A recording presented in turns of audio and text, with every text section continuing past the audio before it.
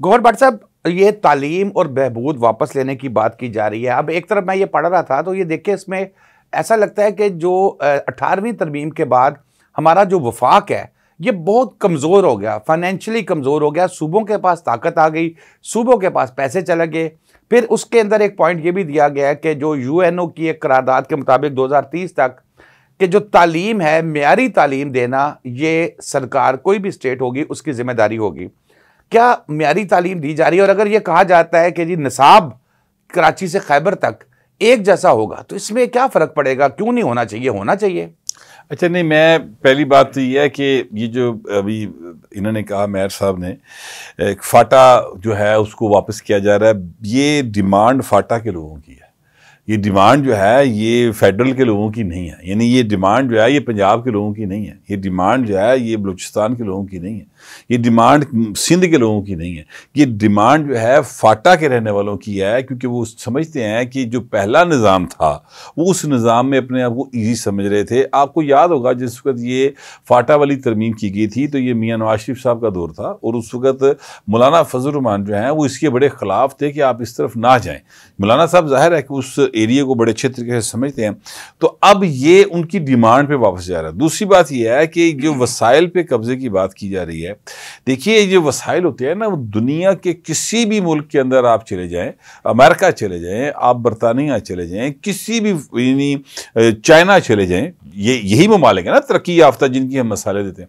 आप उन ममालिक में चले जाएं, आप चेक कर लें, जितने भी वसाइल होते हैं वो सारे का सारे रियासत की जो है वो स्वाबदीद पर होते हैं। अब रियासत जो है वहाँ पर फिर वहाँ पे फार्मूले तय होते हैं कि आपकी ज़मीन से मसलन फ़र्ज़ करते हैं शहदाब साहब आपके पास को 10 एकड़ राजी है, पता लगे उधर थले सोना निकल आया, ठीक है, तो आपको उसमें लिखा हुआ है कि आपको कानून में कि आपको कितने % उसमें से मिलेगा, ठीक है, बाकी रियासत के पास चला जाएगा। तो ये सारा कुछ एक्चुअली रियासत की मलकियत होती है, जितनी भी ज़मीन होती है, जितने वसाइल होते हैं।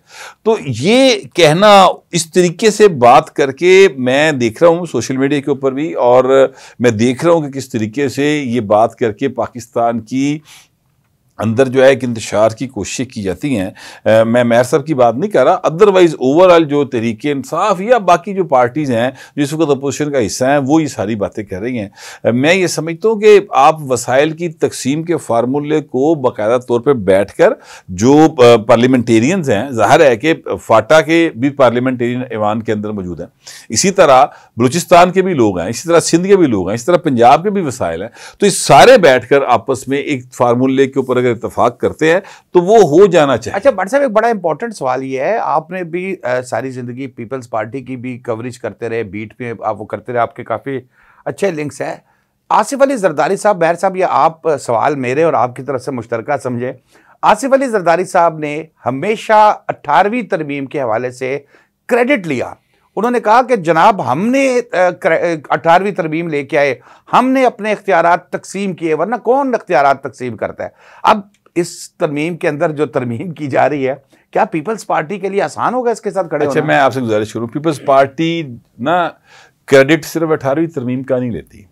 पीपल्स पार्टी ये कहती है कि उन्होंने जितनी तरमीम आइन के अंदर की वो भी, और जो आइन दिया वो भी, सारे का सारा मुत्तफिका दिया, यानी आईने पाकिस्तान एक मुत्तफिका डॉक्यूमेंट है एक बार। उसके बाद उन्होंने उसमें तरमीम की और तरमीम करके वो ख़त्म नबूवत का जो है वो कानून वो लेकर आए। आपको पता है कादियानी को गैर मुस्लिम करार दिया गया, जिसके तहत वो कानून भी मुतफिका तौर पे आइन में तरमीम करके भुट्टो साहब लेके आए। उसके बाद 18वीं तरमीम की बात कर लेते हैं।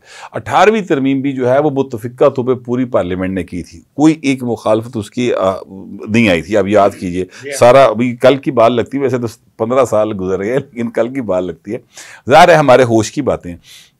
तो पीपल्स पार्टी इन सारी चीज़ों का क्रेडिट लेती है। अब ये एक बहुत सीरियस मामला है पीपल्स पार्टी के लिए कि वो 18वीं तरमीम से स्टेप बैक करें। इसीलिए शाजिया मरी साहबा, जो कि उनकी पार्लियामेंटेरियन, पीपल्स पार्टी पार्लियामेंटेरियन की सेक्रेटरी इत्तलात हैं, उन्होंने बाकायदा तौर पर यह कहा है कि जनाब ये हमारे लिए मुमकिन नहीं है, हम इस पर समझौता नहीं करेंगे। और इसीलिए बिलावल भुट्टो जरदारी साहब जो है उन्होंने इस चीज़ को कबल अज़ वक्त, जो कि ज़ाहिर है कि जिस पर इतराज़ भी आया, बड़े नरम अल्फाज में आया, उन्होंने अच्छी शरारत की है, लेकिन उन्होंने एक बरीक वारदात जिन्होंने लाहौर रही है अंदाज कहने हैं, बरीक वारदात भाने पाती है। और वो ये किया कि जनाब उन्होंने पब्लिक में ये बात फेंक दी है कि ये तरामीम वो चारे दूर तक ना पता लगती यकीनी तौर पर ना लगती, लेकिन उन्होंने इस चीज को ओपन कर दिया। लेकिन इसको अगर आप थोड़ा सा हटके भी देखें तो ये एक अच्छी बात इस अंदाज से है कि पब्लिक में डिबेट होनी चाहिए ना यार शादाब साहब। यानी अगर फर्ज करें कि लाहौर की सड़कें अगर इस वक्त साफ हैं तो ये उस पैसे की वजह से साफ है ना कि जो पंजाब हुकूमत के पास मौजूद है तो साफ है। अगर पैसा नहीं होगा तो ज़ाहिर सफाई का ये इंतजाम नहीं हो सकता। तो पैसा कहां से आ रहा है? पैसा 18वीं तरमीम के नतीजे में आ रहा है। आप इस बात को समझे, NFC अवार्ड के नतीजे में आ रहा है। तो ये अवाम को क्यों ना पता चले कि भाई अब जो बातें हो रही हैं उसका नताइज क्या निकलेंगे, लोग इस पर क्यों ना बात करें। हर एक को इस पर बात करनी चाहिए, ये सारे का सारा मामला अवाम में आना चाहिए। अच्छा, अब बिलावल भुट्टो जरदारी साहब ये बात करने के बाद अब वो चुप कर गए और उन्होंने कहा जी मैं 5 या 6 तारीख को इजलास बुलाया और उस इजलास के अंदर हम बात करें। एक तरफ ये काम किया, दूसरी तरफ अपने तमाम पार्लियामेंटेरियंस को कह दिया कि आपने 15 नवंबर तक इस्लामाबाद के अंदर स्टे करना, किसी ने वहां से जाना नहीं जाना। बिल्कुल ठीक है मेहर साहब। तो इसका मतलब ये है कि चीजें जो है वो मल्टीपल डायरेक्शंस में चल रही हैं, तो पीपल्स पार्टी कोई भी गेम कर सकती है। मेहर साहब आप ये बताएं कि ये जो अब तरमीम के लिए पीपल्स पार्टी के साथ मिलके ये काम हो जाएगा या कहते हो कम पै जाएगा, या मौलाना फजलुर रहमान की तरफ देखना पड़ेगा? क्योंकि मौलाना तो पहले भी बड़ा क्लियरली कह चुके हैं, उन्हीं की वजह से तो ये आईनी अदालत निकाल के आईनी बेंच बनाया था। देखिए शादाब भाई, मैं कहता हूँ कि मौलाना साहब का मैं तो उसके बारे में कुछ नहीं कह सकता। आज तक मुझे उस बंदे की समझ ही नहीं आ सकी कि वो चाहता क्या। वो गवर्नमेंट के अंदर भी हो तो भी गवर्नमेंट के अंदर है, गवर्नमेंट के बाहर हो तो भी गवर्नमेंट के अंदर होता है। वो जैसे गवर्नमेंट चाहेगी वो उनके साथ मिल जाएगा। कुछ उसकी शरायत अपनी होंगी, वो मनवा की वो साथ मिल जाएगा। दूसरी बात, भट्ट साहब ने बिल्कुल मेरे ख्याल में इत्तेफाक किया जब ये कह रहे थे कि सफाई जब सूबों के पास वसाइल होंगे तो वो पैसा खर्च करेंगे ना अपने। मैं बिल्कुल यही कहता हूँ। देखिए, जब आप कहते हैं कि लिख दिया गया है कि सूबे अपने वसाइल में से या कोई मादनियात निकलती हैं तो वो फेडरल गवर्नमेंट के ही होता है या स्टेट का ही होता है, उसमें से ख़ास शेयर सूबाई हुकूमत को मिलता है, बाकी ऑटोमेटिकली फेडरल गवर्नमेंट के पास आता है। जब हम ये पहले तय कर चुके सारी बातें कि ये फार्मूले तय हो चुके हैं, तो फिर क्या ज़रूरत है कि उसको वापस लाना चाहते हैं हम? सारा कब्जा मैं करना चाहता हूँ कि मैं बड़ा भाई हूँ, मैं कब्जा करूंगा पहले और फिर मैं वापस भेजूंगा। की बात नहीं है मेहर साहब, ये कब्जे का मामला नहीं है। सर एक मिनट में मैं कहता हूँ कि फिर मैं अपने हाथ में सारी चीजें क्यों लेना चाहता हूँ जब एक तय फार्मूला हो चुका। मैं बताता हूँ, मैं बताता हूँ। देखिए मेरी बात सुनिए, पाकिस्तान वसाइल से माला माल है। बलूचिस्तान का एरिया हो, सिंध का एरिया हो, ये जो KPK का एरिया हो, पंजाब का वो एरिया जो DG खान के साथ वाला एरिया, ये सारे का सारा जो है ये वसाइल से माला माल है। ये जो हमारा सेंट्रल पंजाब का एरिया ना सर, ये भी वसाइल से माला माल है। यानी गंदम को आप वसीला नहीं समझते? डेफिनेटली। क्या आप यहाँ पर जो अनाज जो है ये इसको आप वसीला नहीं समझते? तो ये पूरा पाकिस्तान वसाइल से भरा।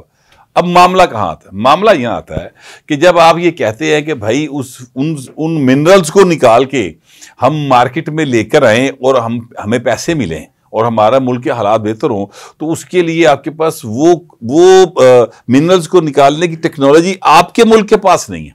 सो आप इंटरनेशनल कंपनीज की तरफ जाते हैं। इंटरनेशनल कंपनीज कहती हैं कि बाबा हम आ जाते हैं, हम ये करने को तैयार है, ज़ाहिर है हमें भी पैसे मिलेंगे, आपको भी मिलेंगे, सबका फायदा होगा। लेकिन मामला ये है कि आपके तो मुल्क में हालात ये हैं कि एक इंटरनेट के ऊपर, अभी मैं आपको बताने लगूं सर, ये सुनिएगा बात, 4G के ऊपर एक वो है अपना एक सिविल अदालत का स्टे था, कराची की एक सिविल अदालत का स्टे सर, आज तक हम 5G में नहीं जा सके।